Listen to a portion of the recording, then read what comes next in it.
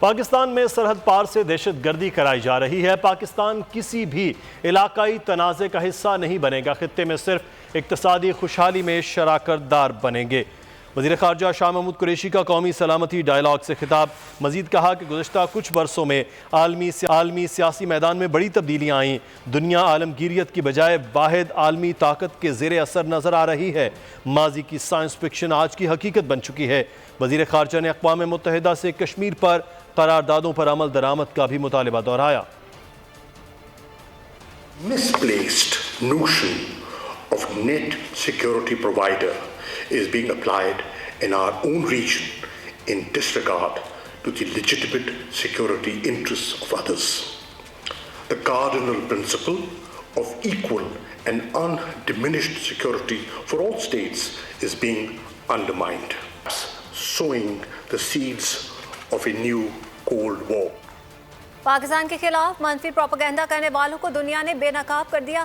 Civil اور military قیادت میں مثبت تبدیلی کے لیے اتفاق رائے ہے۔ مشیر قومی سلامتی معید یوسف کا نیشنل سیکیورٹی ڈائیلاگ کے سیشن سے خطاب، کہا معاشی ترقی کے لیے سیاسی سفارتکاری ضروری ہے۔ معاشی ترقی کے لیے سفارتکاری میں وسعت لانے کی ضرورت ہے۔ In today's post-information revolution world, public relations no longer works for areas of national security.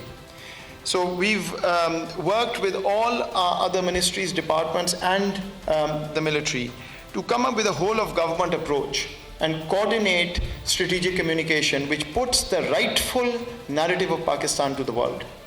There is 100% consensus, civil and military leadership, on bringing change, on moving in the direction we are moving on. The idea is to increase Pakistan's economic footprint, but then leverage that for better political relationships and vice versa. So broadening the scope beyond diplomacy.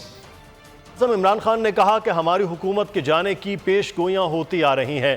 ہم حکومت میں آئے تو پہلے ہی دن کہا کہ یہ فیل ہو گئے ہیں۔ ہمیں عوام نے 5 سال کے لیے مینڈیٹ دیا، احتساب بھی 5 سال بعد ہونا چاہیے کہ ہم نے عوام اور ملک کے لیے کیا کیا۔ وزیر اعظم نے اسلام آباد میں محنت کش طبقے کو گھروں کی فراہمی کی تقریب سے خطاب اور میڈیا سے گفتگو میں کہا کہ 25 سال پرانے منصوبوں کو حقیقت میں بدلنا بڑی کامیابی ہے۔ یہ جگہ 25 سال پہلے گھروں کے لیے لی گئی تھی، تاہم 25 سال سے اسے کرپشن کے لیے استعمال کیا گیا۔ انہوں نے کہا کہ سندھ حکومت بھی تعمیراتی شعبے کو دی گئی مراحت سے فائدہ اٹھائے۔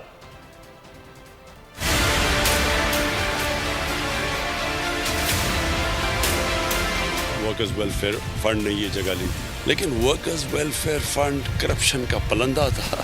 اس میں پیسے بنتے تھے، بہت بڑا قبضہ گروپ ہے، وہ بالکل پولیٹیکل لیڈرشپ کے ساتھ ملا ہوا تھا پچھلی حکومت کی۔ نہ پولیس ان کو کچھ کہتی تھی، نہ کسی کی ضرورت ہی نہیں ہوتی تھی عدالت میں جا کے یا ان کے قبضے چھڑانے۔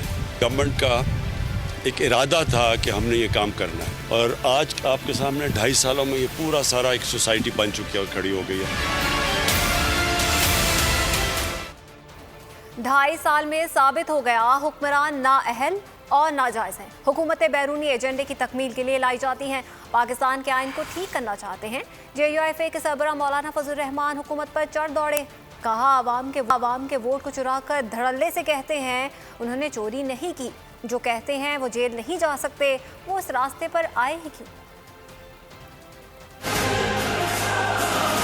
ہمارے ملک پر ایک ناجائز حکومت مسلط 2.5 سال میں اس نے ثابت کر دیا کہ وہ نالائق اور نااہل، ملک کی معیشت تباہ و برباد کر کے رکھی، اور ابھی تک یہ پچھلی حکومت اور یہ کب تک کہتے رہو؟ ہم جمہوریت کی بات کرتے ہیں، ہم آئین کی بالادستی کی بات کرتے ہیں، ہم قانون کی عملداری کی بات کرتے ہیں، ہم پارلیمنٹ کی بالادستی کی بات کرتے ہیں۔ ایسے حکمرانوں کو بھی چلتا کرنا ہوگا، اور جو قوتیں سمجھتی ہیں کہ ہم اس نالائق اور ناجائز حکومت کو سہارا دے سکتے ہیں، ان کو بھی اپنا سہارا کھینچنا ہوگا، ورنہ پھر قوم ان کے بارے میں بھی کوئی فیصلہ اور رائے قائم کر سکتے۔ ہم نے اگر سیاست کرنی ہے تو ملک کو سمجھنا ہے۔ ایک تو ہمارا الیکشن ہم سے چوری کیا گیا، دوسروں کو چور کہنے والے پورے حکومت کو چوری کر دیتے، قوم کے ووٹ کو چوری کر دیتے۔ ہر ایک کو اپنے اپنے دائرے کی طرف واپس جانا ہوگا۔ مولانا PDM کی عارضی صدارتی کرسی بھی چھن جانے پر اضطراب کا شکار ہیں۔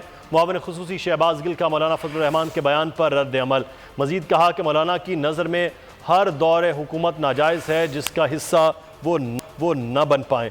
وزیر اعظم کے معاون خصوصی شہباز گل کا کہنا تھا کہ مولانا اقتدار کے لیے امریکہ کے پاؤں پڑنے والے بین الاقوامی طاقتوں کے پیادے ہیں۔ بکاؤ مولانا کی امامت میں کرپشن اتحاد تنکوں کی طرح بکھر گیا ہے۔ قوم جان چکی ہے کہ کرپشن آپ کا ایمان اور بلیک میلنگ آپ کے ہتھیار ہیں۔ مولانا جتنے مرضی جتن کر لیں، ڈرامے بازیوں سے کام نہیں چلنے والا۔ مولانا کی سیاست کفر کے فتووں دھمکیوں سے ہوتے ہوئے شریف زرداری خاندان کے پاؤں پڑنے تک محدود ہے۔